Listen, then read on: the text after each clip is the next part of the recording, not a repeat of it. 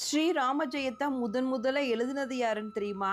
போர்ல ராவணனை தோற்கடிச்சிடாரு ராமர். இந்த நல்ல செய்தியை சீதா தேவி கிட்ட சொல்லணும். ஆனா யார அனுப்பி சொல்றது அப்படின்னு யோசிக்கிறாரு.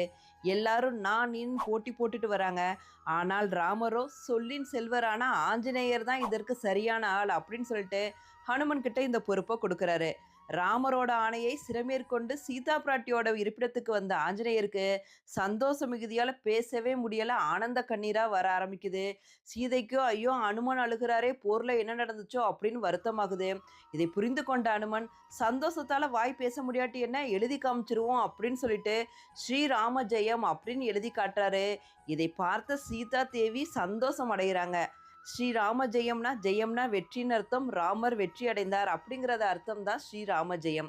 அதனால தான் இன்றைக்கும் நம்ம ஒரு செயலில் வெற்றி பெறணும் அப்படிங்கிறதுக்காக மனசில் ராமரை நினச்சிக்கிட்டு ஸ்ரீராம ஜெயம் எழுதுகிறோம். நீங்கள்